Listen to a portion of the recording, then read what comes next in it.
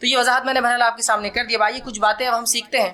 تو میں نے اس عنوان کو اس طرح سے باندھا ہے کہ آداب مباشرت کے اندر شروع کہاں سے ہوتا ہے؟ تو ظاہر سی بات ہے نکاح سے ہوتا ہے. پہلی بار انسان مباشرت، ہم بستری، سیکس کب کرتا ہے؟ جب اس کی شادی ہوتی ہے.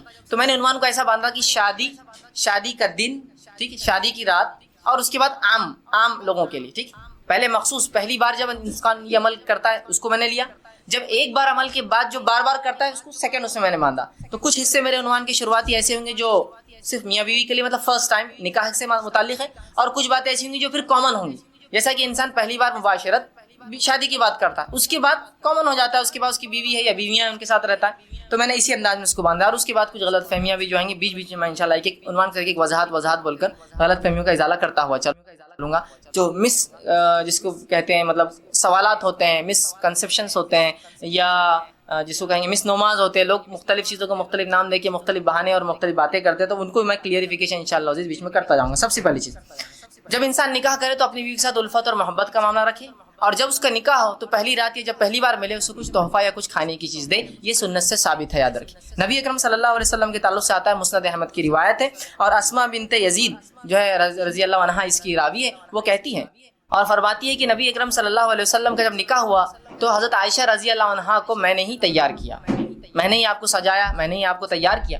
جب میں نے آپ کو تیار کیا اور اس کے بعد یہ کہلوا بھیجا نبی اکرم صلی اللہ علیہ وسلم کو کہ عائشہ تیار ہے، نبی اکرم صلی اللہ علیہ وسلم ان کے پاس آئے. آپ کو ایک دودھ کا پیالہ دیا گیا. رسول اکرم صلی اللہ علیہ وسلم نے اس دودھ کے پیالے سے دودھ پیا اور پھر اس پیالے کو عائشہ کی طرف بڑھا دیا رضی اللہ عنہا. عائشہ نے وہ فرماتی ہے کہ تھوڑا ان کو شرم آئی، جھجک محسوس ہوئی، تو آپ نے انکار کر دیا. اسماء کہتی ہے کہ میں نے غصہ کیا اور انہیں ڈانٹا اور کہا رسول اللہ دے رہے ہیں نا، پھر تم کیوں نہیں لے رہی ہو؟ تو انہوں نے اس کو لیا اور تھوڑا سا پی لیا. اس کے بعد رسول اکرم صلی اللہ علیہ وسلم نے فرمایا تم لوگ بھی پیو. اور بھی عورتیں بیٹھی تھی، چونکہ عائشہ رضی اللہ عورتوں میں تھی اور ظاہر سی بات ہے وہ عورتیں پردے میں تھی، تو کہا تم عورتیں بھی پیو. ٹھیک ہے. تو انہوں نے کہا اللہ کے رسول صلی اللہ علیہ وسلم آپ پہلے پی لے، زیادہ بہتر ہوگا. پھر رسول اللہ نے دوسری بار پھر پیا. اس کو پی کر جو آپ نے پھر عورت جو اسماء رضی اللہ عنہا کو دیا. وہ کہتی ہے کہ میں نے وہ گلاس لیا اور اس کو میں پلٹانے لگی، گھمانے لگی، تاکہ میں بھی وہیں ہونٹ لگاؤں جہاں رسول اکرم صلی اللہ علیہ وسلم نے ہونٹ لگایا تھا. اس سے پتہ چلا کہ صحابہ کے ساتھ ساتھ صحابیات بھی کتنا محبت رسول اکرم صلی اللہ علیہ وسلم سے کرتی تھی. یہ محبت کا تقاضا ہے، جس سے آپ محبت کرتے ہیں اس کی ہر چیز کو آپ پسند کریں. جہاں سے آپ نے پیا وہاں سے پینا بند. تو وہ کہتی ہے میں خاموشی سے لوگ نہ دیکھے گھما رہی تھی تاکہ وہاں سے پیوں جہاں سے رسول اکرم صلی اللہ علیہ وسلم پیا. اس کے بعد جب میں پی چکی تو رسول اللہ نے دوسری عورتوں سے کہا تم بھی پی لو. عورتوں نے شرما کر کہا کہ اللہ کے رسول نہیں تعالی. آپ نے کہا کہ دیکھو دو چیزیں ایک ساتھ نہیں ہو سکتی، بھوک اور جھوٹ. پی لو مطلب کیوں شرما رہی ہو؟ پی لو. تم کو بھوک ہے میں جانتا ہوں، لیکن تم جھوٹ بول رہی ہو تکلف میں کہ نہیں ہم نے پی لیا. کہا پی لو، اور پھر نو عورتوں نے بھی پی لیا. سمجھ رہے ہیں؟ تو یہاں رسول اکرم صلی اللہ علیہ وسلم پہلی بار اپنی بیوی سے ملے عائشہ رضی اللہ عنہا، تو آپ نے کچھ دیا، مطلب کھانے پینے کی چیز. اور یہ بھی رحمت کا ایک حصہ ہے کہ انسان کچھ کھلا پلا. بہت سے لوگ کنجوس ہوتے ہیں، کچھ کھلاتے پلاتے نہیں کسی کو، نہ اپنی بیوی کو، نہ بچوں کو، نہ کسی کو. تو بہرحال بیوی سے جب پہلی بار ملے تو کچھ کھانے پینے کا دے. کچھ بھی ہو سکتا ہے آج کے دور کے اندر، آپ مٹھائی لے جا سکتے ہیں، اینی تھنگ، مطلب کچھ بھی ہو سکتا ہے جو محبت اور الفت بڑھانے کے لیے. اور کھانا پینا ایک ایسی چیز ہوتی ہے جس کے کرنے سے لوگوں میں آپ کی طرف محبت مائل ہوتی ہے. آپ دیکھیے کسی کو آپ بلانا چاہتے ہیں، کسی سے کچھ کام کروانا چاہتے ہیں تو کیا کرتے ہیں؟ چلو ڈھابے پر، چلو کھانے پر. سر گھر پہ کب آ رہے ہیں آپ کھانے کو؟ پروموشن چاہیے آپ کو. ٹھیک. تو بہرحال کھانا ایک وہ ہے. تو یہاں شریعت نے کہا بیوی سے بھی الفت محبت کرو. تو پہلی بار جب آپ بیوی سے ملے تو چونکہ ہم بستری شروع ہوتی ہے اسی عمل کے بعد، اس لیے میں اس کو بھی رکھ رہا ہوں. تو کھلائے پلائے، کچھ دے. اور یہ کچھ بھی ہو سکتا ہے، آپ کے علاقے، سماج، ماحول کے اعتبار سے چیزیں XYZ بدل سکتی ہیں. ٹھیک ہے بہرحال. تو کچھ نہ کچھ کرے. دوسری چیز، جب بیوی سے پہلی بار خلوت مطلب علیحدگی میں جہاں کوئی آپ کو نہ دیکھ رہا ہو، جب خلوت میں ملاقات ہو، تو آپ صلی اللہ علیہ وسلم نے فرمایا کہ جب خلوت میں بیوی سے پہلی بار ملے، اور یہ عمل ایک بار کے لیے ہے صرف جو اب میں عمل بیان کر رہا ہوں، تو آپ نے فرمایا کہ جب ملے تو اس بسم اللہ کہے، اللہ کا نام لے، اور بیوی کا جو سر کا سامنے کا حصہ ہوتا ہے بالوں کا، ٹھیک، اس کو اپنے سیدھے ہاتھ سے پکڑے. ٹھیک، سیدھے ہاتھ سے پکڑے. سامنے کا سر کا جو بالوں کا حصہ ہوتا ہے ان بالوں کو سیدھے ہاتھ سے پکڑے. ٹھیک ہے، لیکن تکلیف دینی مطلب پکڑنا. آپ ظاہر سے اگر جمے ہیں تو ہاتھ رکھیں، کھلے ہیں تو پکڑنا اچھی بات ہے. آپ نے حدیث میں آتا آپ نے پکڑا اس کو. ٹھیک، یا آپ کھول بھی سکتے ہیں، اس میں کیا مسئلہ. بہرحال تو اس کو پکڑے اور پکڑنے کے بعد اللہ کا نام لے اور ایک دعا کرے جو کہ نبی اکرم صلی اللہ علیہ وسلم نے اس دعا جو ابو داؤد اور ابن ماجہ کی روایت ہے یہ دعا کرے. اور یہ دعا صرف ایک بار کرنا ہے آپ کو جب آپ خلوت میں پہلی بار اپنی بیوی سے ملیں گے. ہم بستری سے پہلے یاد رکھیں. اور یہ دعا کرے اللہم انی اسألک من خیرہا وخیر ما جبلتہا علی.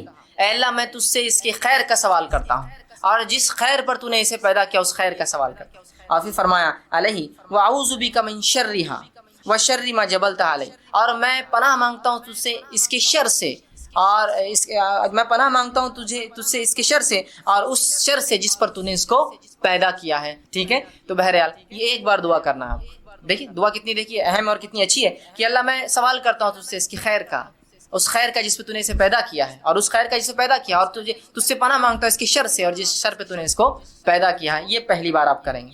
اس کے بعد اب جب ہم بستری کا ارادہ کرتے ہیں تو اس سے پہلے آپ ایک اور دعا کریں گے. یہ دعا کامن ہے, ہر آدمی کو ہر بار ہم بستری سے پہلے یہ دعا کرنی چاہیے. یہ بہت اہم دعا ہے. لوگ پوچھتے ہیں نہیں کرے تو کیا ہوا, نہیں کرے تو کیا ہوا, نہیں بولے تو کیا ہوا, بہت سی چیزیں ہوتی ہیں.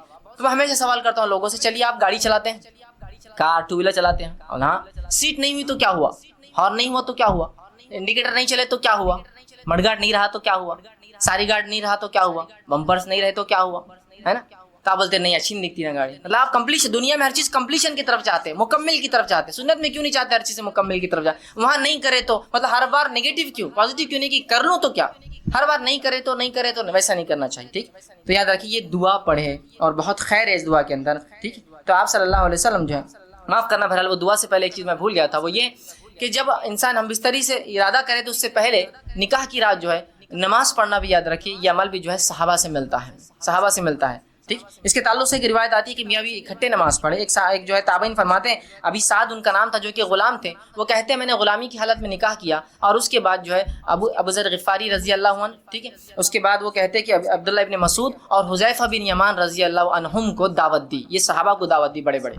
یہ میرے پاس میری دعوت ولیمہ میں جو ہے دعوت میں نے دی نکاح کی, وہ میرے پاس آئے. جب میرے پاس آئے تو انہوں نے مجھ سے کہا کہ دیکھ جب تو اپنے بیوی سے قریب جانے کا ارادہ کر تو اللہ کا نام لے اور یہ دعا کر جو میں نے پہلے بتائی. اس کے بعد کہا کہ پھر تو اس کے ساتھ جو ہے 2 رکعت نماز پڑھ لے. تو آگے کھڑا ہو اور وہ پیچھے, یاد رکھیے مرد اور عورت بازو کھڑے رہ کے نماز نہیں پڑھ, چاہے میاں بیوی کیوں نہ ہو. تو آگے کھڑا رہے, وہ پیچھے کھڑی رہے اور تو 2 رکعت نماز پڑھ لے. اور پھر فرمایا اس کے بعد کیا کرنا ہے, تو بہتر جانے اور تیری بیوی بہتر جانے. ٹھیک, مطلب ان کو ایک سے ایجوکیٹ کیا بیٹھے بیٹھے دعوت میں کہ جو ہے تم جو ہے 2 رکعت نماز پڑھو. تو صحابہ سے یہ عمل ملتا ہے, تو کوئی شخص چاہے تو یہ عمل بالکل وہ کر سکتا ہے. ٹھیک ہے, کہ وہ جو ہے 2 رکعت نماز پڑھ سکتا ہے. جب 2 رکعت نماز پڑھ لی بہرحال, تو اس کے بعد جو ہے اب ہم بستری کا وقت آیا. اگر وہ اس کا ارادہ کرتا ہے تو سب سے پہلے دعا کرے. یہ دعا بڑی مشہور اور معروف ہے, صحیح بخاری کی روایت ہے اور بہت ساری کتب حدیث میں آتی ہے. آپ کریں بسم اللہ, اللہ کا نام سے آپ شروع کریں, اللہم جنبنا الشیطان و جنب الشیطان ما رزقتنا. یہ دعا یاد رکھیں, چھوٹی سی دعا, یہ دعا کر لے بسم اللہ, اللہ کے نام سے, اللہم جنبنا الشیطان, اے اللہ جو ہے ہمیں شیطان سے محفوظ رکھ. پھر آگے فرمائے وجنب الشیطان ما رزقتنا, اور اس چیز کو بھی شیطان سے محفوظ رکھ جو تو نے اس کے ذریعے رزق رکھا ہے. اور رزق یہاں مراد اولاد, مطلب اے اللہ مجھے اور میری بیوی کو شیطان سے دور رکھ, اور جو ہے میری اولاد کو بھی شیطان سے دور رکھ. دیکھیے انسان جو ہے یہاں ہمبستری کر رہا ہے, یہاں اپنے بیوی کے ساتھ سونے کی بات ہو رہی ہے, یہاں سیکس کی بات ہو رہی ہے, اس کے بعد بھی یہاں تعلیم دی جا رہی ہے, ایجوکیٹ کیا جا رہا ہے اور کہا جا رہا ہے کہ ٹھیک ہے نفسانی خواہشات کو پورا کرنا ہے لیکن ہوس کے شکار مت بنو. یہاں بھی اللہ کا نام لے کے شیطان سے پناہ مانگی جائے گی. دیکھیے اس عمل میں بھی کیسا پاکیزہ اور کیسا مطہرہ یہ دین ہے, یاد رکھیے. بہرحال اب یہ دعا آپ نے کی, ٹھیک ہے, اب دعا کے بعد آپ بستری کر سکتے ہیں. لیکن یہ بات بہت ضروری ہے جو ہمیں سمجھنا ہے کہ جب شریعت نے مرد کو اجازت دی نکاح کی اور عورت کے ساتھ ہم بستری کرنے کی, تو یہ اجازت کو حاکم اور محکوم والا رشتہ نہیں ہے, مالک اور غلام والا رشتہ نہیں. سمجھ رہے آپ بات؟ ورنہ ہوتا ہی کہ جب یہ موقع انسان کو مل جاتا ہے مرد کو پہلی بار, تو وہ بالکل ایک عورت کو اپنا شکار سمجھتا ہے. ہر آدمی ایسا نہیں ہوتا, لیکن کچھ لوگ ہوتے ہیں ایسے. وہ سمجھتا ہے وہ شکار ہے اور میں آقا ہوں اور یہ غلام ہے, میں حاکم ہوں اور یہ میری محکوم ہے. ٹھیک, اور لہٰذا وہ اس پر ٹوٹ پڑتا ہے جانوروں کی طرح. اندازہ لگائیے ایک عورت کے ساتھ اگر آپ یہ سلوک کریں گے جو آپ کی بیوی اور زندگی بھر رہنے والی شریک حیات کہا جاتا ہے نا, بیوی شریک حیات مطلب لائف پارٹنر ہے, آپ کی پوری زندگی آپ کے ساتھ شریک رہیں گی. اور اگر پہلی رات آپ ساتھ یہ بدتمیزی کریں گے کہ آپ بتائیں گے کہ میں نے نکاح خالص صرف اپنے حوث کو پورا کرنا کیا. ٹھیک ہے, الفت اور محبت ایک چیز ہے, لو ایک چیز ہوتی ہے, کہ لسٹ ایک چیز ہوتی ہے انگلش کے اندر. اردو میں جیسے کہتے ہیں ایک محبت ہوتی ہے اور ایک ہوس ہوتی ہے. تو ہمیں محبت کی اجازت ہے, ہوس پوری نہیں کرنا ہے. ہمیں جو لو کی اجازت ہے, ہم کو لسٹ نہیں. ٹھیک ہے, انسان ظاہر سی بات ہے وہی عمل کر رہا ہے جو لسٹ میں ہوتا ہے, لیکن اس میں محبت کے تقاضے کے ساتھ کہ یہ میرا اپوننٹ پارٹنر ہے, میری بیوی ہے, اس کے ساتھ زندگی گزارنا ہے. ٹھیک ہے, تو یہ بات بڑی ہے ہمیں سمجھنا ہمارے لیے. تو انسان جو ہے جب اپنی بیوی سے تعلقات قائم کرے تو اس کو حاکم اور محکوم اور ظالم اور مظلوم والا رشتہ نہ بنا دیں, بلکہ اس کو محبت اور الفت والا معاملہ رکھے. اور ہم بستری سے پہلے جو باتیں ہم کو رسول اکرم صلی اللہ علیہ وسلم اور صحابہ کے آثار مطلب صحابہ کے عمل سے پتہ چلتی, وہ یہ ہے کہ یہ لوگ فور پلے کرتے, ہم بستری سے پہلے کچھ بیوی سے کھیلتے. اور ایک روایت میں رسول اللہ صلی اللہ علیہ وسلم کی اس بات کا کھلا اشارہ آپ نے فرمایا, جب ایک صحابیہ کہ اللہ کے رسول میں نے ایک عورت سے نکاح کیا لیکن یہ مطلقہ ہے, مطلب اس کی شادی ہو چکی ہے اور یہ جوان تھے صحابی. تو اللہ کے رسول صلی اللہ علیہ وسلم نے فرمایا کہ تو نے کنواری لڑکی سے کیوں نہیں نکاح کیا تاکہ وہ تجھ سے کھیلتی اور تو اس سے کھیلتا. تو کہا اللہ کے رسول میری مجبوری تھی, میرے والدہ کا انتقال ہو گیا اور میری 3 چھوٹی چھوٹی بہنیں ہیں, اگر میں کوئی کنواری لڑکی لاتا تو وہ میری بہنوں کی دیکھ بھال برابر سے نہیں کر پاتی. جب میں نے ایسی عورت کو لایا نکاح میں جو مطلقہ ہے, اس کو پریویس ایکسپیرینس ہے زندگی کا, وہ زندگی سماج میں گزار چکی ہے, وہ میری بہنوں کی اچھی سے تربیت کر سکتی ہے. اس حدیث سے ایک بات اور پتہ چلی, نکاح میں بہت سارے مقاصد انسان رکھ سکتا ہے نکاح کے لیے. تو ایک مقصد یہ بھی تھا ان کا کہ محبت کے ساتھ ساتھ بچیوں کے لیے کچھ, میری بہنوں کے لیے کچھ ایسی عورت آ جائے جو میری ان کی بھابھی ہو لیکن ایک ماں جیسا ہو. تو ظاہر سی بات ہے کنواری لڑکی یہ سب نہیں کر سکتی تھی, ٹھیک ہے. لیکن اس حدیث میں رسول اللہ نے جو فرمایا تو اس کے ساتھ کھیل اور وہ تیرے ساتھ کھیلے, تو یہ محبت جو ہے یہ ہم بستری سے پہلے انسان فور پلے کرے, کھیلے اس سے, مطلب اس کو راضی کرے اور منوائے اس عمل کے لیے. اس لیے کہ ہیومن بینگ جو انسان ہوتے ہیں وہ میکینیکل عمل نہیں کر سکتے. میکینیکل سمجھتے مشینیں ہوتی, مشینوں کا معاملہ ہوتا ہے کہ آپ نے جب بٹن دباؤ میکینیکلی شروع ہو جاتی ہے. لیکن انسان جو ہوتے ہیں ویسے میکینیکل نہیں ہوتے, ان کو ذہنی تیار ہونا پڑتا ہے, پھر جسمانی فزیکل ریڈی ہونا پڑتا ہے, اس کے بعد انسان کچھ اعمال کر سکتا ہے. جیسے آپ کو کس سے ڈیل کرنا ہے کوئی انسان سے, تو بہت ساری باتیں ہوں گی, ملاقاتیں ہوں گی, ٹھیک ہے, اس کے بعد کوئی ڈیلنگ فائنل تک پہنچیں گے. سیم ایسی ہوتا ہے. تو اس بات کو ذہن میں رکھیں, اور بالخصوص پہلی رات میں تو آپ خاص طور سے اس کو یہ نہ کرے کہ ٹوٹ پڑنے کا معاملہ کرے, بلکہ سنت کو لحاظ رکھتے ہوئے, شریعت کا لحاظ رکھتے ہوئے, انسانی ذہنیتوں کا لحاظ رکھتے ہوئے, سامنے والے فریق کی, آپ کی بیوی کی عمر کا لحاظ بھی رکھ سکتے. ہو سکتا ہے کوئی انسان 40 سال کا اور نکاح 20 سال سے کیا ہو, جائز ہے بالکل. تو اب یہاں سمجھنا پڑے گا اس کی عمر کا تقاضا کم ہے, تو ظاہر سی بات ہے, سمجھ رہے ہیں بات کو. یہ تمام چیزیں آپ جو ہے ذہن میں انسان رکھیں. تو فور پلے جس کو ہم کہتے ہیں کہ ہم بستری سے پہلے کچھ ایسی چیزیں جس سے انسان اس عمل کی طرف راغب ہو جو عمل اس کو اب کرنا ہے, جو کہ اللہ نے اس کے اوپر جائز قرار دیا اور وہ مباح ہے اس کے لیے کرنا, حلال ہے اس کے لیے کرنا, جس سے اپنے آپ کو تسکین دے سکتا, سکون حاصل اور اطمینان حاصل کر سکتا. سمجھ رہے ہیں بات کو. تو فور پلے کی بڑی اہمیت ہے. اس کے اندر مختلف چیزیں ہو سکتی ہیں, انشاءاللہ آگے آئیں گا تو اس میں کچھ نہ کچھ پوائنٹس اس کے ڈسکس کرتا جاؤں گا, ٹھیک. تو فور پلے ہوگا اس سے پہلے کہ انسان تیار کرے اپنے فریق کو. دوسری چیز یہ کہ دونوں کا اس عمل کے لیے راضی ہونا ضروری ہے. ہم اس طریقے دونوں کا اس عمل کے لیے راضی ہونا ضروری, یاد رکھیے, اس لیے کہ یہ کوئی ون سائڈ معاملہ نہیں ہے. اور مرد کے راضی ہونا یہ بالکل واضح ہوتا ہے, لیکن عورت راضی ہے نہیں راضی ہے یہ واضح نہیں ہوتا ہے. مرد اس عمل کے لیے راضی ہے, وہ ظاہر ہے, اس کی جسمانی کیفیت اور اس کا جسمانی کیفیت اس کی اشارہ کر دیتی ہے کہ مرد تو راضی ہے اس عمل کے لیے, لیکن ظاہر سی بات ہے عورت کے اندر ایسی کوئی چیز نہیں ہے جس سے پتہ چل سکے کہ اس عمل کے لیے وہ راضی ہے. بات سمجھ رہے ہیں آپ میری؟ تو اس کو اس معاملے میں تیار کرنا ہوگا, اس کو اس معاملے میں پوچھ سکتے ہیں آپ, اس کو اس معاملے میں اس کی بھی حامی لے سکتے ہیں آپ. اور حامی اس کا ہاں ہر بار زبان سے بولنا نہیں ہے, کچھ باتیں آپ سمجھ سکتے ہیں جس کہاں ہوتی ہے, سمجھے نا, انسان کی آنکھوں کے اشارے, جسمانی ہوا جس سے انسان سمجھ سکتا ہے کہ اس کا معنی ہاں ہے. اس معاملے میں خواتین سے میری بالخصوص درخواست یا نصیحت جو ہوگی وہ یہ ہے کہ بہت ساری عورتیں, مرد تو راضی ہے اس عمل کے لیے, پہلے دن کی بات, جب ہم عام بات کر رہے ہیں تو یہ بات یاد رکھیے, اور یہ ہمیشہ کے لیے عام اعتبار سے بھی اور اس دن کے لیے بھی خاص بھی, نکاح کے رات بھی اور اس کے بعد بھی, کہ عورتیں جو ہے اپنی رضامندی کا بھی اپنے شوہر سے اظہار کرے. اگر وہ یہ نہیں کرتی تو بہت ساری طلاق کی صرف یہ وجہ بنتی, یاد رکھیں, کہ وہ کہتا ہے کہ میری بیوی میں سے کبھی راضی نہیں, آج تک اس نے ایک بار بھی مجھ سے جو ہے محبت کی بات نہیں کہی یا محبت کے لیے خود راضی نہیں ہوئی. تو عورتوں کو بھی اس معاملے میں آگے حصہ لینا پڑے گا بڑھ کر, چونکہ یہ ایک ایسی چیز ہے اس میں صرف مرد شامل نہیں. اگر عورت اپنا حصہ نہیں رکھیں گی تو مرد کے لیے, میں معاف کرنا الفاظ اگر میرے سخت لگ رہے ہو تو, لیکن سمجھیے اس بات کو, مرد کے لیے صرف آپ ایک کھلونا ہو جائیں گے, اس کے علاوہ آپ کی کوئی حیثیت نہیں باقی رہیں گی. حضرت رسول اللہ کیا فرما رہے ہیں کہ تو اس کنواری سے نکاح کرتا تو وہ تجھ سے کھیلے اور تو اس سے کھیلے. دیکھیے الفاظ غور کیجیے حدیث کی, دونوں کے لیے کہا, یہ نہیں کہا کہ تو اس سے کھیلے, وہ تجھ سے کھیلے اور تو اس سے کھیلے. تو یہاں رسول اللہ صلی اللہ علیہ وسلم اشارہ کر رہے ہیں کہ اگر کنواری ہوتی تو وہ تجھ سے کھیلتی, مطلب وہ ایک پارٹ بنتی اس گیم کا, وہ اس کھیل کے اندر تیری حصے دار بنتی, شریک بنتی. تو یہ باتیں, یہ بیاہی, اب دیکھیے بہت سی بار میں سمجھتا ہوں شوہر کے ساتھ کمرے میں رہ کے بھی آپ بیاہی کا سوچیں گے تو میں سمجھتا ہوں اب کوئی تقاضے باقی نہیں رہے. یہاں بیاہی اور حیائی کچھ نہیں ہے, اب آپ کا شوہر ہے وہ, یہ آپ کو سمجھنا پڑے گا, ٹھیک ہے. تو یہاں عورتیں اپنی رضامندی کا اظہار کریں جو مختلف طریقوں سے وہ کر سکتی ہے, مختلف طریقوں سے کر سکتی. جب یہ عورتیں اس میں لیک کر جاتی ہیں, کمزور پڑ جاتی ہیں, تو مرد کو ایسی عورتیں پسند آ جاتی ہیں جو اس طرف اشارے کرتی ہیں اور مائل کرتی ہیں. جو بری عورتیں ہوتی ہیں, جو فحشائیں ہوتی ہیں, وہ اپنی رضامندی کا کنٹینیوس اظہار کرتے رہتی ہیں. تو جب عورتیں ہیں جن کے لیے جائز اپنے شوہر سے جو کام کرنا, تو کیوں نہیں وہ اپنے اظہار کرتی, کیوں نہیں بتا رہی ہوں؟ چونکہ مرد راضی ہے, تیار ہے, اس کے جسمانی کیفیت سے پتہ چل جاتا ہے. عورت تو کیسے پتہ چلیں گے, اب تک کہ آپ نہیں بتائیں گے. اور اس میں کوئی حیا اور بیاہی کا تقاضا نہیں, یاد رکھیے آپ کی محبت اور الفت ہے. اور اس کو کہیں گے محبت کی سب سے اونچائی یاد رکھیے جو میاں اور بیوی کے بیچ میں ہوتی ہے. تو آپ بھی اپنی رضامندی کا ضرور جو اپنے شوہر سے اظہار کریں، ٹھیک ہے. ورنہ اکثر طلاقوں کی وجہ یہ بنتی ہے کہ بیوی، شوہر کا دعویٰ ہے کہ بیوی نے آج تک فلاں نہیں کیا، اور پھر وہ الزام لگاتا ہے اس کا سیکس کمزور ہے یا اس کی قوت باہ اس میں نہیں ہے اور فلاں نہیں ہے اور فلاں نہیں ہے. تو وہ سب طرف کیوں جا رہے ہیں؟ شریعت نے آپ کو بتا دیا، رسول اللہ صلی اللہ علیہ وسلم کہہ رہے ہیں. اور ظاہر سی بات ہے ہر چیز کھول کر وائر کرنا ضروری نہیں، کیا اتنا کافی نہیں تو اس سے کھیلے اور وہ تجھ سے کھیلے، اتنا کافی نہیں ہے ہمارے لیے سمجھنا؟ کیا اور وضاحت چاہتے ہیں آپ؟ پوری چیز کیا پورا پکچر دکھانا چاہتے ہیں کیا یہ بتائے تو ہم کو سمجھ میں آئیں گے؟ نہیں، اشارہ کافی ہوتا ہے. اور مومن کے لیے تو اشارے بہت زیادہ کافی ہوتے ہیں. عقل مند کو اشارہ کافی ہوتا ہے. لوگ کہتے ہیں، میں کہتا ہر مومن عقل مند ہوتا ہے اور اس کو اپنے نبی اور شریعت کے ہر اشارے کافی ہو جاتے ہیں، وہ سمجھ جاتا ہے باقی کیا ہے. تو عورتوں کو بھی اشارہ ہے اس حدیث کے اندر. بہرحال آگے بڑھیے.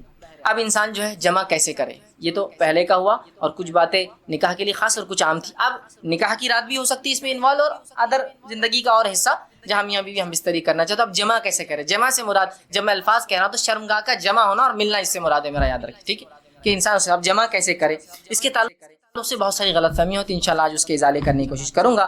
اب انسان اپنی بیوی سے کیسے جمع کر سکتا ہے؟ آئیے اللہ رب العزت کا جواب اپنی کتاب، اس کی کتاب میں جو اس نے دیا اس سے ہم شروع کرتے ہیں. اللہ رب العزت فرماتا اور کہتا ہے سورہ بقرہ سورہ نمبر 2 آیت نمبر 223، اور فرماتا ہے نساء حرث لکم فاتوا حرثکم ان شئتم.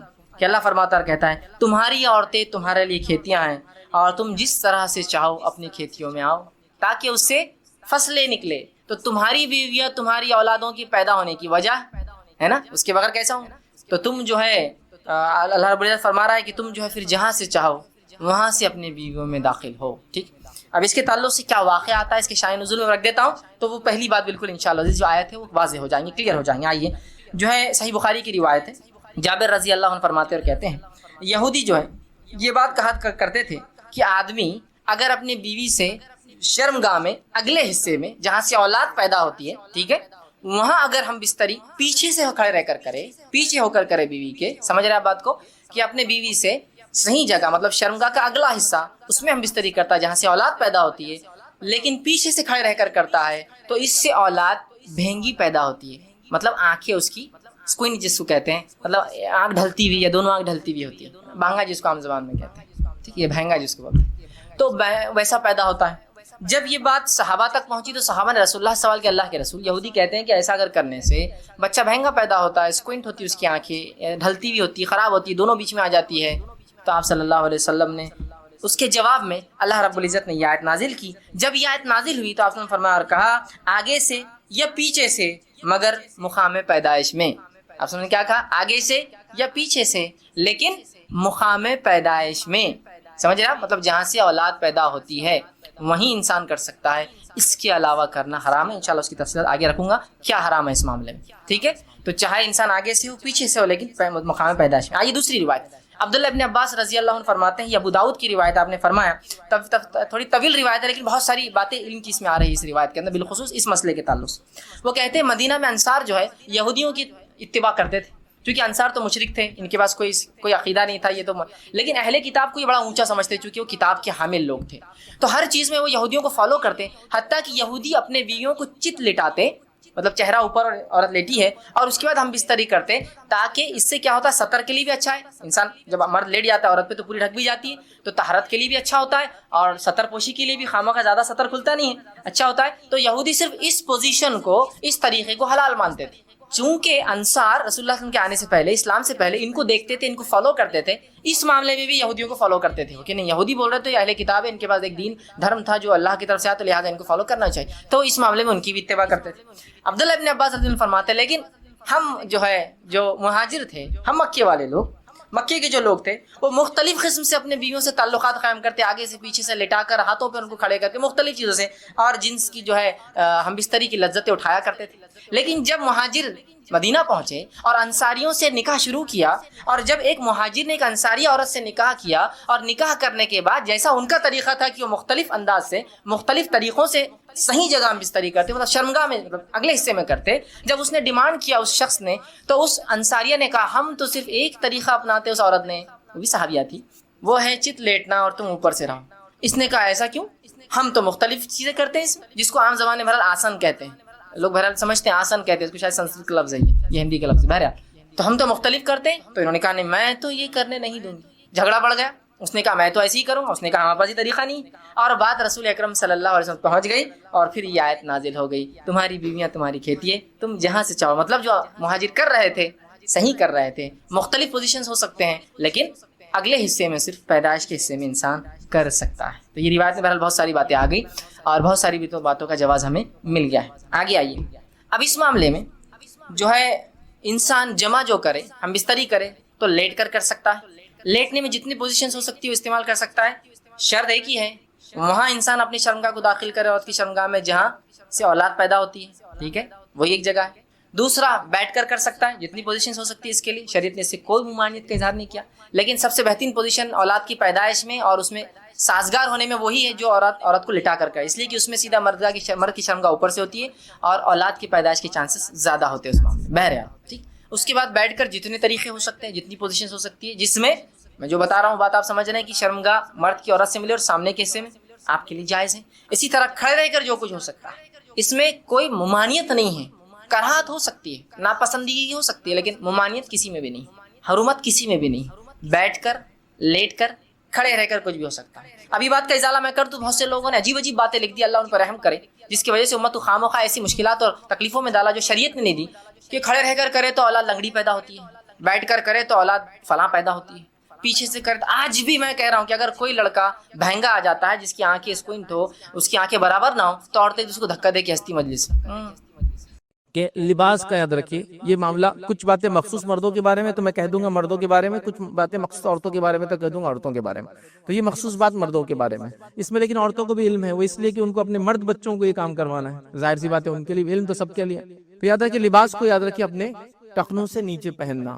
یہ مردوں کے لیے خاص ہے, عورتوں کے لیے نہیں ہے. عورتیں تو پورا نیچے تک پہنیں گے, وہ لڑ بھی جائے تو کوئی مسئلہ نہیں. ٹخنوں سے اونچا پہننا یاد رکھیے. اور یہ لباس کا وہ حرام کام ہے جس سے ہم نے معمولی سمجھ لیا. یاد رکھیے معمولی مطلب یہ کہ حرام کام ہے, لیکن ہم سمجھتے کچھ نہیں ہوگا, اگر ہوگا بھی تو تھوڑے دن عذاب ملیں گا, پھر ہم جنت میں انشاءاللہ چلے جائیں گے.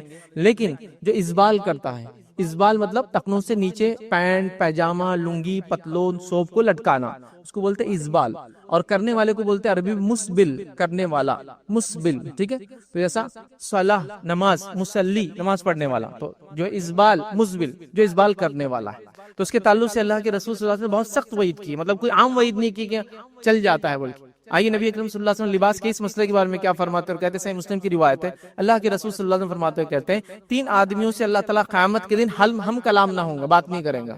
3 لوگ ایسے ہوں گے جن سے اللہ بات نہیں کریں گا, روزے ہم کلام نہیں کریں گا. ایک نقصان.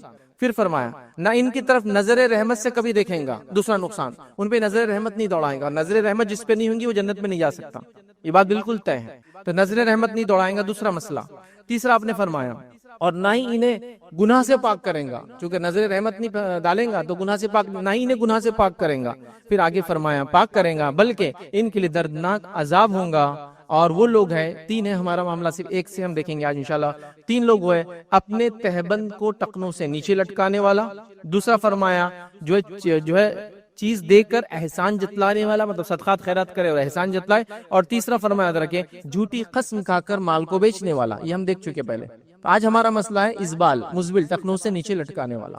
یہاں اللہ کے رسول صلی اللہ علیہ وسلم 3 وعیدیں کر رہے ہیں. اللہ بات نہیں کریں گا, اللہ رحمت کی نگاہ نہیں ڈالیں گا, اللہ گناہوں سے پاک نہیں کریں گا. کس کو؟ جو اپنا اسبال ٹخنوں سے نیچے کپڑوں کو لٹکاتا ہے. اب ایک سوال یہاں آتا ہے, لوگ سمجھتے ہیں ٹخنوں کو چھپانا نہیں چاہیے, کھلا رکھنا چاہیے. تو سوال کیا کرتے ہیں, پھر آپ تو ساکس پہنتے ہیں, تو ساکس میں تو ٹخنا ڈھک جاتا. ٹخنا کھلا رکھنا اصل نہیں ہے. اصل ہے جو اوپر سے چیزیں پہنی جاتی ہے وہ ٹخنوں سے نیچے نہ جائے. نیچے سے پہنی جانے والی چیزیں ٹخنوں سے اوپر آ سکتی ہے, جیسا socks, leather socks, shoes, long shoes پہن سکتے آپ. ٹخنا دکھانا اصل نہیں ہے. جو چیز اوپر سے پہنی جاتی ہے وہ ٹخنوں سے نیچے نہیں جائے, رول یہ ہے. تب اوپر سے کیا, جیسا کپڑا, سوپ, لنگی, پیجامہ, پتلون, شلوار, تہبند جو بھی پہنتے ہیں مردوں کے لیے یاد رکھ, وہ ٹخنوں سے نیچے نہ جائے. لیکن نیچے سے کوئی چیز پہن رہا ہے, جیسے سردی سے بچنے کے لیے ساکس پہن رہے, یا وارم ویئر پہن رہے, یا کچھ بھی خفین پہن رہے, وہ چلتا ہے. تو ٹخنا کھلا رکھنا اصل نہیں ہے. ورنہ کئی لوگوں کو میں نے سنا رہے, آپ تو بولتے ٹخنے کا, آپ تو ساکس پہنتے اس میں ڈھک جاتا. ٹخنا کھلا رکھنا اصل نہیں ہے. اوپر سے آنے والی چیز کو ٹخنوں سے نیچے نہیں لٹکانا, یہ اصول ہے. اور جو اوپر سے آنے والی چیز کو ٹخنوں سے نیچے کرتا ہے اس کو بولتے مسبل, اسبال کرنے والا. اس سے منع ہے, چونکہ اللہ کے رسول نے شوز پہنے یا پھر ایسے ساکس پہنے سے خفین کہتے ہیں جو ٹخنوں سے اوپر تک آتے ہیں اور لیدر کے موٹے بنے ہوئے ہوتے ہیں, تو اس میں تو چھپ جاتا ہے. मुजबिल नहीं होना चाहिए था। ये बड़ी अहम चीज है, इस बात को हम समझे। नबी अकरम सल्लल्लाहु अलैहि वसल्लम जो लिबास पहनते हो टखनों से ऊंचा, और ज्यादा जब आप ऊंचा पहनते तो आधी मच्छी तक, जो पिंडली की मच्छी बोलते हैं वहां तक आती, शिन की जो मसल होती है उसकी आधी मसल तक पहनते थे, इतना ऊंचा भी होता था। तो गोया हमारे लिमिट क्या है, टखनों से ऊपर से लेकर तो आधी मच्छी तक, बस आप जहाँ भी इसके बीच में आपको जितना करना है आप कर सकते हैं, टखनों से नीचे नहीं जाना चाहिए। अब ये उसूल याद रख लीजिए, और बड़ी सख्त वईद है, मामूली वईद नहीं। अब कुछ लोग कहते हैं ये तो उन लोगों के लिए जो तकब्बुर से लटकाते थे, इस हदीस में कहीं भी तकब्बुर का लफ्ज नहीं है। लेकिन हदीस पूरी वाज़ेह है, सही मुस्लिम की रिवायत है कि 3 आदमियों से अल्लाह ताला रोज़े क़यामत जो है ना हम कलाम होगा, ना रहमत करेंगे, ना मग़फ़िरत करेंगे, और इनके लिए दर्दनाक अज़ाब होगा। कहीं भी नहीं है कि वो तकब्बुर से करता होगा, कहीं भी नहीं, अल्फाज ही नहीं। हाँ, तकब्बुर से करने वाले के लिए डबल अज़ाब है, ये बात हदीस के अंदर आती है। मतलब जो लटकाए भी और तकब्बुर से लटकाए, जैसा बादशाह, सलातीन, बड़े बड़े लोग उस जमाने में अपने कपड़ों को लटकाते थे, बल्कि इतना लटकाते थे कि पीछे लोग लेकर चलते थे इसको उठा के, जब उनको चलना होता तो ये याद रखिए, वो तकब्बुर से करते, उनके लिए और ज्यादा बड़ा अज़ाब है। लेकिन नबी अकरम सल्लल्लाहु अलैहि वसल्लम को तकब्बुर था नहीं था, फिर भी आप हमेशा ऊपर रखते थे। क्या दलील है? हमारे लिए इत्तिबा की दलील है कि हमको नबी अकरम सल्लल्लाहु अलैहि वसल्लम जैसा करना है। अब आइए, कुछ लोग कहते हैं अबू बकर सिद्दीक रजी अल्लाह अन्हु का जो है टखने से नीचे जाता था, तो याद रखिए अबू बकर सिद्दीक के ताल्लुक से आता है कि हाँ, कभी कभार उनको देखा गया कि उनका टखना ढका हुआ होता था, लेकिन कैसा होता था वही बता देता हूँ। एक तरफ नीचे होता था और एक तरफ ऊपर, वो भी क्या है, कपड़ा चूंकि सिला नहीं सकते थे, पैसा इतना नहीं था लोगों के पास, और था भी तो ये लोग इसराफ नहीं करते थे, तो उसी कपड़े को यूज कर रहे थे, आप समझे। तो तब एक लटकता था, तो अगर कोई कह रहा मैं अबू बकर सिद्दीक की सुन्नत पे चलता हूँ, तो एक नीचे लटकाए एक ऊपर करे। और अल्लाह के रसूल ने कहा अबू बकर को तकब्बुर नहीं है। अब अल्लाह के रसूल ने अबू बकर की जमानत तो ले ली, मेरी और आपकी जमानत कौन लेगा बताइए? अबू बकर की जमानत हो गई। आप कुछ लोग कहते नहीं हमको तकब्बुर नहीं है इसलिए हम लटका सकते, चलिए ऊपर कीजिए। नहीं, ऊपर नहीं कर सकता, तकब्बुर भी है ना, मैं तकब्बुर से नहीं लटकाता ना, चलिए ऊपर कीजिए ना। फिर एक बार नहीं ऊपर नहीं कर सकता, तकब्बुर तो है, फिर इसका मतलब कहाँ गया फिर वो, चलिए करके देखिए ना फिर एक बार। तो बहरहाल लोग लेकिन फैशन में ये काम करते हैं, लेकिन सुन्नत की वजह से ये काम नहीं करता। बीच में फैशन आ गया था, चंद सेलिब्रिटीज ऊंचा पहन रहे, अब सब पहन रहे, देखिए छोटे छोटे पैंट पैचे होते हैं, ऊंचे ऊंचे होते हैं, सब पहन रहे। अब वो लंबा करेंगे, वो भी लंबा कर देंगे। नबी अकरम सल्लल्लाहु अलैहि वसल्लम सुन्नत बोल के आप ये कीजिए, वरना सब दर्दनाक अजाब की वही याद रखिए। तो मैं समझता पॉइंट बहुत इंपॉर्टेंट था, और हमने इसको क्लियर करने की कोशिश की। याद रखिए कि हमको लिबास के मामले में याद रखिए, लिबास को ऊंचा पहनना चाहिए, टखने से ऊंचा, जो उनके ऊपर की तरफ से नीचे जाती है वो कभी भी जो है टखने से नीचे न जाए, चाहे आप लुंगी, पतलून, पैजामा, अरबी सोप जो भी पहनते हैं वो टखने से ऊंचा रहना चाहिए। याद रखिए, ठीक है, मिनिमम टखने के तक आ सकता है, और उसके ऊपर करना है तो आधी मछली तक आप ले जा सकते हैं। दूसरा वो काम याद रखिए जो लिबास के मामले में हराम है, लेकिन हमने उसको मामूली समझ लिया, याद रखिए वही है। और ये भी मर्दों के लिए याद रखिए, वो है 2 चीजें मर्दों के लिए। मर्दों के लिए सोना पहनना और रेशम पहनना, याद रखिए, क्योंकि ऑर्नामेंट्स भी लिबास का हिस्सा ही होते हैं एक तरह से, जो हम ऊपर से पहनते हैं, इसलिए उसको भी हम उसमें डाल दे रहे हैं। तो सोना पहनना और रेशम पहनना याद रखिए। नबी अकरम सल्लल्लाहु अलैहि वसल्लम ने फरमाया, मुस्नद अहमद की रिवायत, और ये मर्दों के लिए, औरतों के लिए नहीं, औरतें सोना भी पहन सकती है, रेशम भी पहन सकती है। मुस्नद अहमद की रिवायत है, मेरी उम्मत की औरतों पर रेशम और सोना जायज है और मर्दों पर हराम है। क्या फरमाया आपने? मेरी उम्मत की औरतों पर रेशम और सोना जायज है, लेकिन मर्दों पर हराम है, याद रखिए। अभी हराम है मालूम होने के बावजूद भी याद रखिए, चलिए हमेशा ना पहनता हूँ लेकिन शादी के वक्त तो जरूर पहनेगा। मतलब हमेशा अगर ना भी पहनता हूँ तो शादी भी आओ तो बराबर, लड़का है तो ससुराल वाले लाकर जहेज या कुछ देने वाले, उसकी पहली अलामत ये कि अंगूठी आपके हाथ में डाल दी जा रही है, और बड़े फख्र से वो नौजवान हाथ में अंगूठी पहन के घूम रहा है। लोग अंगूठी देखकर पहचान ले रहे कि इसकी शादी तय हो गई, मतलब रस्म हो गया, इसलिए हाथ में सोने की अंगूठी आ गई। आइए, नबी अकरम सल्लल्लाहु अलैहि वसल्लम का जमाना है, और एक शख्स जो है सोने की अंगूठी पहनकर मस्जिद नबी में दाखिल हुआ। नबी अकरम सल्लल्लाहु अलैहि वसल्लम ने अंगूठी को उतार कर फेंक दिया। नबी अकरम सल्लल्लाहु अलैहि वसल्लम ने कहा, क्या तू पसंद करता है कि आंख का अंगारा तेरे हाथ में दिया जाए या तुझे पहना जाए? तो कहा नहीं। उसके बाद कुछ लोग उसके पास आए और कहा, तेरे घर में मेहरामात होंगी ना, मतलब घर में औरतें वगैरह होंगी ना, उनको ले आकर दे दे। तो कहा, इस अंगूठी को मैं कभी नहीं उठाऊंगा, जिसको अल्लाह के रसूल ने फेंक दिया उसको नहीं उठाऊंगा। उसने उस अंगूठी को ही छोड़ दिया। देखिए कैसी इत्तिबा थी सहाबा की और उस नौजवान की। चूंकि जाहिर सी बात है ये बड़ा टफ काम है, याद रखिए। नौजवान इसको समझ सकते हैं, और वो भी आजकल के नौजवान जो ट्रेंड्स के हिसाब से चलते हैं, सोशल मीडिया के दौर के हिसाब से, उनके पास किसी फैशन को फॉलो करना इतना इंपॉर्टेंट होता है कि वो कुछ भी कर सकते हैं उसके लिए। अब एक शख्स एक ट्रेंड को उस जमाने के फॉलो कर रहा था कि सोने की अंगूठी पहन रहा था, रसूलुल्लाह के एक जुमले ने उसको ट्रेंड बदल दिया, उसका खत्म, हमेशा के लिए खत्म। से क्या बात पता चली कि आपको जो भी लिबास आप पहनते, जो भी चीज जिस्म पर पहनते हो, नबी अकरम सल्लल्लाहु अलैहि वसल्लम के बताए हुए तरीके से, और सोने का कुछ भी नहीं होगा, किसी भी किस्म से नहीं होगा, किसी भी चीज पे नहीं होगा, सिवा इसके कि अगर वो जरूरत की चीज हो तो, लेकिन ऑर्नामेंट नहीं, जैसा कि दांत की जगह दूसरा दांत लगाना है और इसके अलावा कोई ऑप्शन नहीं कि गोल्ड का लगाए तो जायज है। नाक की जगह कोई और नाक लगाना और आपके पास कुछ नहीं बनती। मैं ये नाक का क्यों एग्जांपल दे रहा हूँ, अल्लाह के रसूल सल्लल्लाहु अलैहि वसल्लम के जमाने में क्या हुआ, उस जमाने में जब जंग होती तो उम्मूमन उंगलियां और नाक बहुत कट जाती थी। जैसा आप किसी ने वार किया, पीछे हटे, नाक चले गई, हाथ बचाने के हाथ की उंगलियां चली गई, कॉमन था। तो تو کیا کرتے تھے عرب، جب ناک چلی جاتی تھی تو ناک یاد رکھے سافٹ بون ہوتی ہے، اور وہ سافٹ بون اندر ہارڈ اسکل میں اٹکی ہوئی ہوتی ہے، جب وہ کٹ جاتی ہے تو اس کو پورا نکال لیتے ہیں، تو اندر سوراخ بچتا ہے ایک بڑا۔ ابھی الحمدللہ آج کل ایسے لوگ نہیں دکھتے، لیکن پہلے ایسے لوگ دکھا بھی کرتے تھے، لوگ چہرہ ڈھک کے رکھتے تھے، ناک ایکسیڈنٹ میں چلے جاتی، سرجریز ہوتی نہیں تھی، پلاسٹک سرجری کامن نہیں تھی، کاسمیٹک سرجری تو کھلی ہوتی تھی ناک کی، اور ہم نے بچوں نے کچھ لوگوں کو دیکھا مانگنے والے ناک نہیں ہوتی تھی، تو ویسا ہوتا تھا۔ تو کیا کرتے تھے اہل عرب، وہ اب ناک نہیں تو اچھا نہیں دکھتا، تو ان کے پاس ایک سسٹم تھا، وہ لوگ چاندی کی ایک ناک بناتے تھے اور اس کو اندر اٹکا دیتے تھے، تو تھوڑا خوبصورت لگتا ہے، اور چاندی کے چہرے ناک بنانا ہی اس زمانے میں کامن تھا۔ آپ دیکھیں اولڈ ایجز کے اندر، مڈل لیول ایجز کے اندر یہ کرتے تھے لوگ، چاندی کا چہرہ، چاندی کے گال جو کٹ جاتے تھے، کان کی جگہ چاندی اٹکا دیتے تھے، چاندی کا کان کامن تھا، تو چاندی کی ناک اٹکاتے تھے۔ تو ایک مرتبہ ایک صحابی اور کہ اللہ کے رسول، میں چاندی کی ناک لگاتا ہوں، لیکن جب ہوا اس میں سے گزرتی ہے نا تو اس کی بدبو بڑی آتی ہے، اسمیلی ہوتی ہے چاندی، کیونکہ چاندی آپ کو پتا ہے آکسیجن سے جب وہ ہوتی ہے تو بلیکش کلر لیتی ہے، مطلب وہ ریئیکٹ کرتی ہے، آکسیڈائزیشن ہوتا ہے، اس لیے چاندی کی چیزوں کو آپ کو صاف کرنا پڑتا ہے، کالی ہو جائے تو کیا اسمیل کرتی ہے۔ تو کیا میں سونے کی لگا لوں، تو کہا ہاں تو سونے کی لگا لے، تو پتا چلا یوز کی چیز، جیسا اگر آپ کو بول رہا ہے ہاتھ کے اندر کچھ چیز ڈالنا ہے تو وہ گولڈ کی ڈال سکتے، تو وہ بہت دن تک اچھی رہتی ہے، آپ ڈال سکتے ہیں، دانت کی جگہ گولڈ کا کچھ لگانا لگا سکتے ہیں، وہ ایک الگ بات، بٹ آرنامنٹ کے طور پر آپ گولڈ نہیں پہن سکتے یاد رکھیے۔ پھر مرد آرنامنٹ کے طور پر کیا پہن سکتا ہے، حالانکہ آج کا ٹاپک نہیں، بس مختصر بتا دوں، مرد چاندی کی ایک انگوٹھی اپنی یہ دو انگلی رنگ فنگر اور لٹل فنگر، چاہے سیدھے ہاتھ کی یا پھر الٹے ہاتھ کی رنگ فنگر یا لٹل فنگر اس کو کہتے ہیں، چھوٹی انگلی اور یہ اس کو انگوٹھی والی انگلی کہتے ہیں، ان میں پہن سکتا ہے۔